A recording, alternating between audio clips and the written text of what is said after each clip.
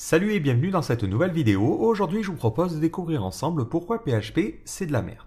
Alors, ne sortez pas tout de suite vos fourches et vos torches. Mon objectif ici n'est pas de critiquer gratuitement PHP, mais plutôt d'essayer de comprendre ensemble les critiques faites à l'égard de ce langage et de comprendre pourquoi beaucoup de gens sur Internet ont tendance à dire que PHP est un mauvais langage. L'idée derrière, c'est de vous permettre de mieux comprendre les spécificités, les points forts, mais aussi les points faibles de PHP.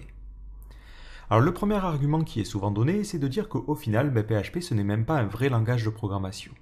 Donc c'est souvent un argument qui est donné par des personnes qui ont testé PHP il y a un petit moment de cela, mais qui n'ont pas forcément suivi son évolution. Parce qu'il faut savoir que en quelques années, le visage de PHP a complètement changé et même l'écosystème autour s'est beaucoup développé. Ceci étant dit, derrière cette critique, il y a une petite part de vérité, à savoir que PHP c'est un langage qui a une manière assez singulière de fonctionner. Et pour comprendre ça, il faut revenir en arrière et revenir à l'origine de PHP.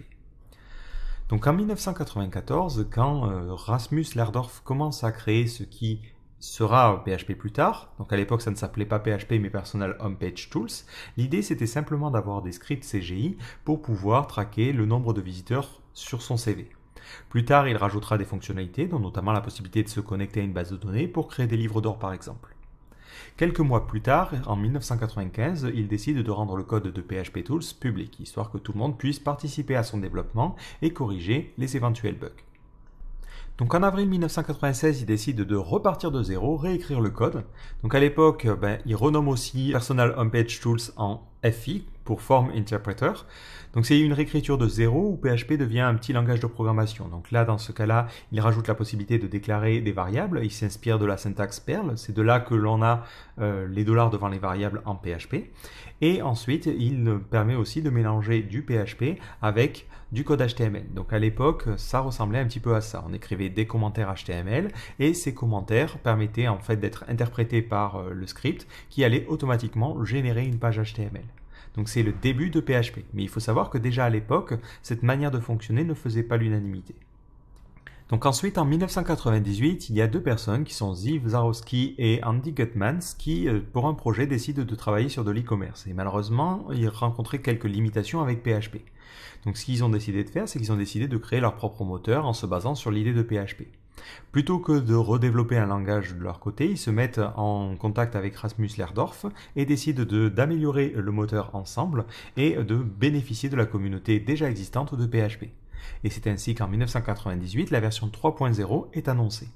Donc c'est une version importante parce que c'est la première version qui ressemblera au PHP moderne que l'on connaît aujourd'hui. Et à son apogée, on estimait à 10% le nombre de serveurs web qui est équipé de PHP.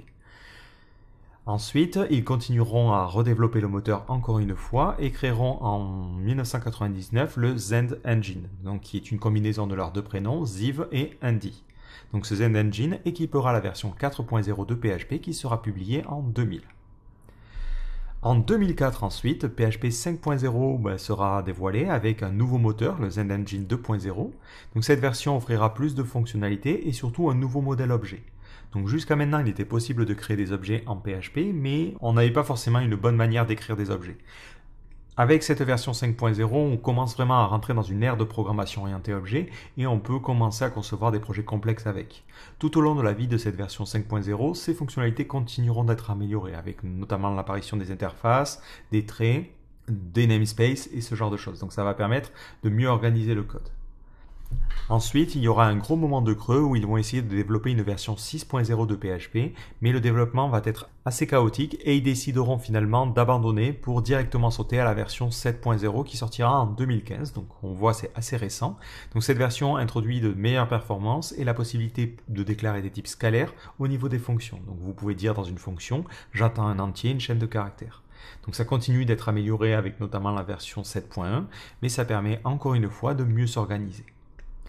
Donc cet historique au final est important parce qu'il permet de comprendre une part des critiques faites à l'égard de PHP. Déjà, effectivement, ça n'a pas commencé comme un langage de programmation. Et contrairement à d'autres langages, comme le Ruby par exemple, où vraiment la personne derrière a essayé de créer un langage, Rasmus Lerdorf a plutôt essayé de créer un outil qui est plus tard devenu un langage et qui a pris des choses un petit peu à droite et à gauche. Donc on a effectivement devant nous quelque chose d'un petit peu particulier. Au-delà de ça, il a une manière assez atypique de fonctionner, comme je vous l'ai dit. Dans la version FI, on avait vraiment un mélange de HTML et de script. Aujourd'hui, même si PHP a beaucoup changé, on peut retrouver la même logique. Donc on retrouvera beaucoup sur Internet du code qui va ressembler à ça, où les gens ont tendance à mélanger du PHP avec de l'HTML. Donc c'est une particularité de PHP. C'est une des raisons qui, selon moi, justifie sa popularité, mais c'est aussi une des raisons qui font que beaucoup de gens, quand ils voient ça, ont plutôt tendance à se dire, ben là je suis devant un langage de template et pas forcément un langage de programmation. Ceci étant dit, avec le même langage, on peut avoir du code qui ressemble à ça. Et là, on a plus l'impression de voir une classe Java, entre guillemets, et vraiment, on a du code qui peut être organisé, propre, testable et totalement professionnel. Après, effectivement, il garde dans son ADN une partie de son origine. Même si vous créez des classes, vous êtes obligé dès le début de vos fichiers de spécifier que vous allez écrire du PHP, sinon par défaut, il va faire de l'affichage. Donc PHP est effectivement un langage particulier, mais comme vous le voyez, c'est un véritable langage de programmation. On peut écrire des programmes complexes avec, grâce à son évolution. Mais effectivement, il faudra attendre, selon moi, la version 5.0 pour que PHP gagne ce vrai titre de langage de programmation. Alors derrière cette critique, il y a aussi le sous-entendu que PHP c'est un langage qui est réservé aux débutants. Donc effectivement, PHP c'est un langage qui est séduisant pour les débutants parce qu'il permet de mélanger de l'HTML avec du code.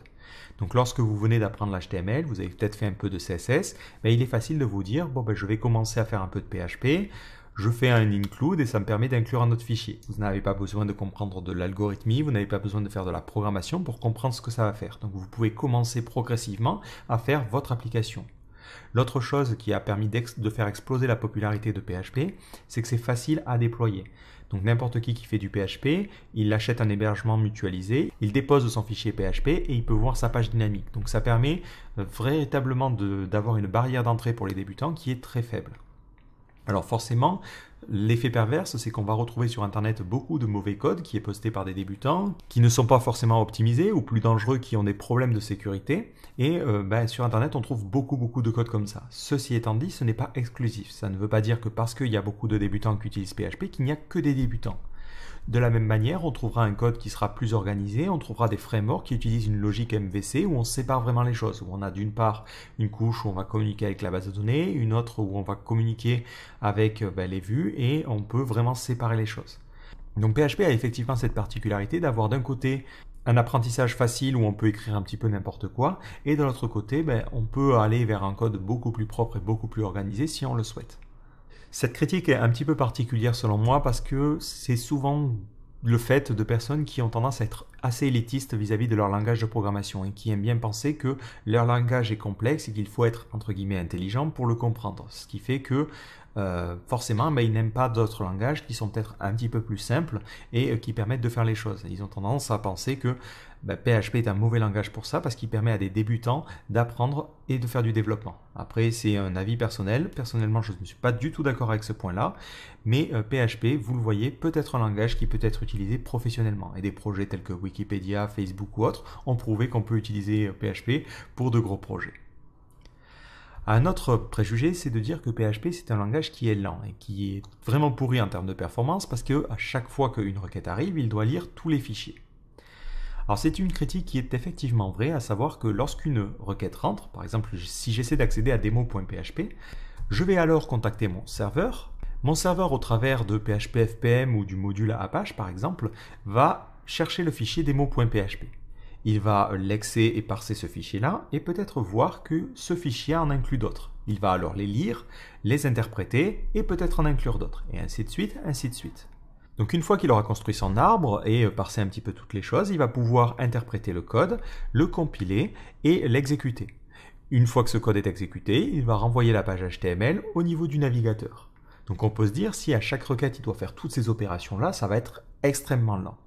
Heureusement pour nous, depuis une certaine version, PHP a activé l'OP-Cache qui permet d'optimiser beaucoup les choses. Parce que si à chaque fois vous devez lire des fichiers, la lecture de fichiers c'est extrêmement lent par rapport à l'exécution de code côté processeur. Donc PHP c'est un langage qui est interprété. Ça veut dire qu'à chaque fois, lorsqu'il lit le code, il va utiliser un lexeur et un parseur. Il va obtenir le code. S'il a besoin, il va inclure d'autres fichiers. Et il obtient ce fameux arbre. Une fois qu'il a cet arbre, il va compiler le code pour avoir de l'OP-code qui peut être exécuté par le moteur. Ce moteur exécute le code et renvoie du coup la page HTML. Ce que va faire l'OP-Cache, c'est qu'il va mettre en cache en fait cet OP code. Donc plutôt que à chaque fois qu'il doit lire le fichier de devoir refaire le parseur, le lexer et compiler, il va directement garder l'OP code. Ce qui fait que la première fois que j'accède à demo.php, effectivement ça sera un petit peu lent, mais la seconde fois, il ne va faire que cette étape-là.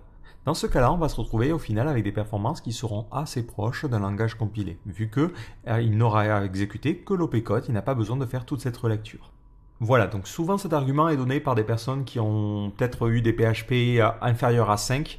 Aujourd'hui, avec l'OP cache, on est vraiment sur des très très bonnes performances et c'est vrai que ce n'est plus du tout un problème pour PHP. On parlera après du problème de concurrence un petit peu plus tard dans des prochains slides. Alors, un autre inconvénient de PHP, c'est de dire que c'est un langage qui est surprenant. Alors on dit qu'un langage est surprenant lorsqu'il est inconsistant et du coup qu'on a pas mal de surprises. C'est-à-dire que lorsqu'on en écrit des choses, le langage ne fait pas forcément ce que l'on attend. Je vous renvoie vers cet article-là, PHP Fractal of Bad Design, qui répertorie un petit peu les problèmes. Alors c'est un article qui date de 2012, donc un petit peu vieux par rapport à l'historique que je vous ai présenté précédemment, mais il y a encore certains points qui sont valides aujourd'hui. Donc déjà, le premier point qui ne fait pas forcément l'unanimité, c'est la syntaxe. Le langage, c'est pas forcément un langage qui est très joli. Donc ça, c'est encore une fois dû à l'historique parce que PHP, à l'origine, ça a été conçu comme un outil et au fur et à mesure que ça a évolué, ils ont pris des idées à droite et à gauche. Donc on se retrouve avec un mélange un peu bizarre entre du C, du Perl et du Java. Donc parfois, tout n'est pas très très cohérent. Lorsqu'on fait des additions, on utilise des plus, mais quand on concatène des variables, on doit utiliser un point. Alors, on a des flèches pour les objets, on a des anti-slash pour les namespaces, c'est pas très très joli. Ceci étant dit, lorsque vous travaillez vraiment avec PHP, que vous utilisez des IDE, ce genre de choses, vous ne vous en souciez plus trop. Mais c'est effectivement un petit problème et ça peut être un problème bloquant pour certaines personnes. L'autre souci, c'est au niveau des conventions. Alors, le langage a beaucoup évolué au fil des années. C'est un langage qui a été extensible, donc tout le monde peut rajouter des modules et rajouter des fonctionnalités. Et le problème, c'est qu'à mon avis, il a manqué à un moment donné de guidelines. Et du coup, tout le monde a fait un petit peu n'importe quoi. Donc on se retrouve avec des fonctions qui ont parfois des underscores, parfois non. Parfois ils ont mis tout, parfois ils ont mis 2 avec un chiffre. L'ordre des arguments n'est pas forcément cohérent entre deux fonctions, ce qui va forcer des développeurs même expérimentés à devoir aller sur la documentation pour savoir qu'est-ce qu'il faut mettre et où il faut le mettre. Et on se retrouve aussi avec des librairies qui font plein de fois la même chose. Donc on a MySQL pour se connecter à MySQL, mais on peut aussi utiliser PDO. On a un objet pour représenter des dates, mais on peut utiliser des fonctions. Et de la même manière, on peut même utiliser des méthodes statiques. Donc on a quasiment 3 ou 4 façons de travailler avec des dates. Pareil, pour parser des XML, on a beaucoup de librairies. Donc tous ces problèmes-là se sont accumulés en fait au fil des années parce que PHP a une politique, alors ça peut être vu comme un inconvénient mais aussi un avantage, de rétrocompatibilité très importante. Donc au fur et à mesure des versions, ils essaient au maximum de casser le moins de choses possible. Ce qui fait qu'on se retrouve aujourd'hui avec PHP 7 qui a gardé des fonctions qui ont été créées avec PHP 3. Alors d'un côté, on peut se dire oui, c'est gênant parce qu'il devrait nettoyer complètement le langage, mais de l'autre côté, quand vous mettez à jour PHP, vous pouvez supporter de vieilles applications. Vous pouvez tout à fait avoir une application qui fonctionne avec PHP 3, la porter sur PHP 5 sans trop avoir de problème ou de migration à faire.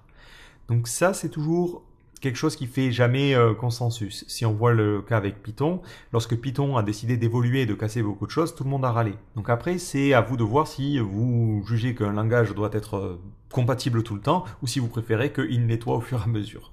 Malheureusement, je ne pourrais pas vous dire si c'est une bonne ou une mauvaise chose. Personnellement, je trouve ça à la fois bien et à la fois pas bien.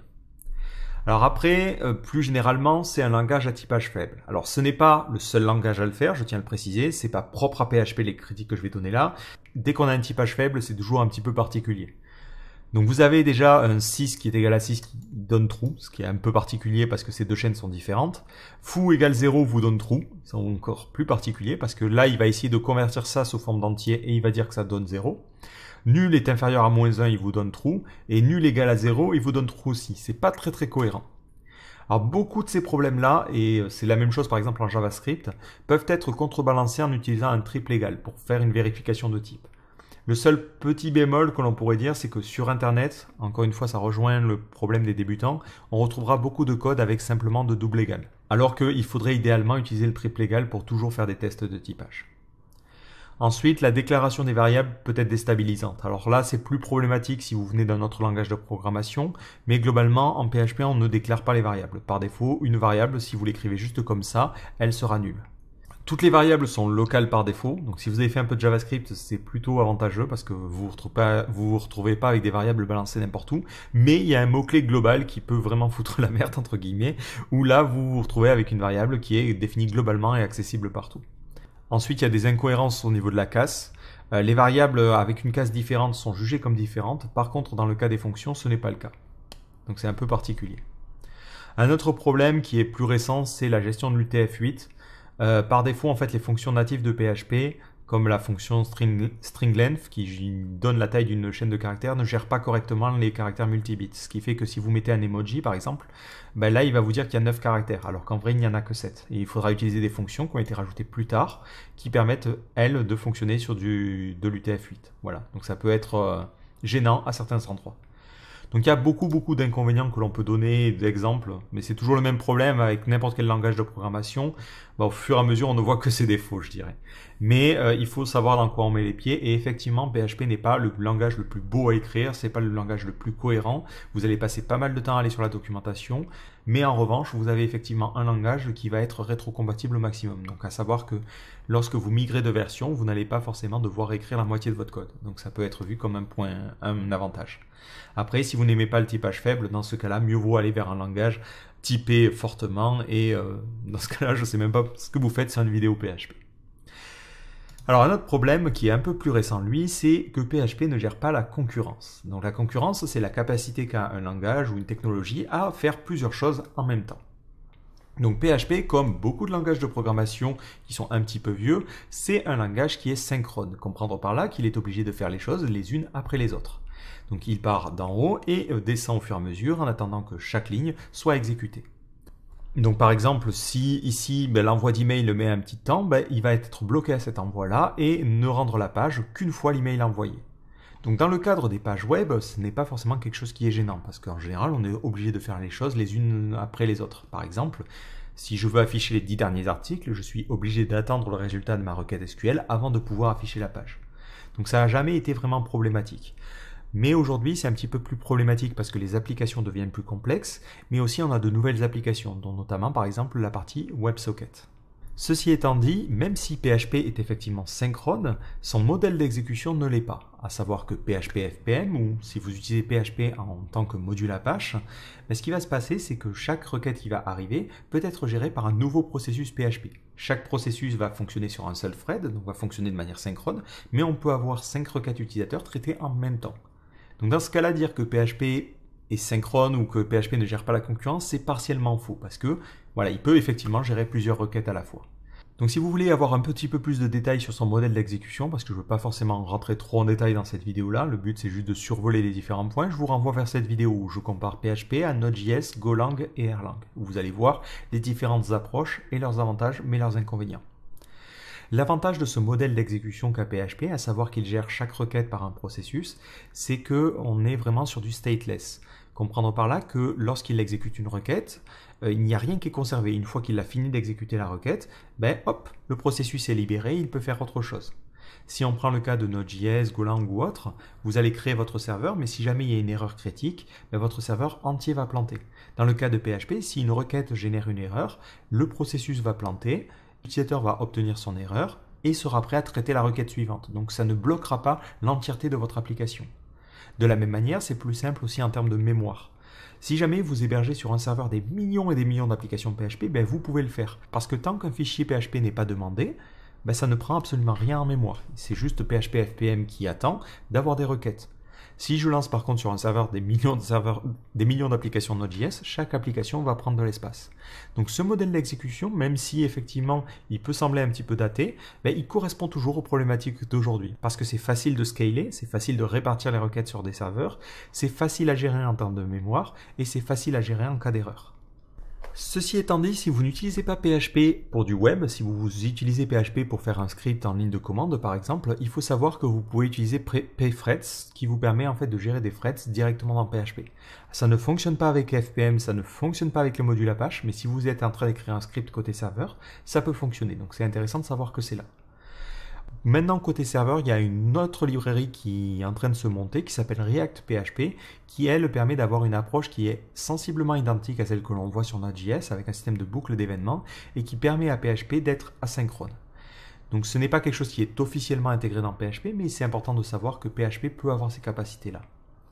Au-delà de cette problématique-là, si vous allez sur des applications un petit peu plus complexes, il faut savoir que ce n'est pas parce que le langage est synchrone que vous êtes complètement bloqué. Vous pouvez utiliser un système de file d'attente pour gérer les choses de manière asynchrone.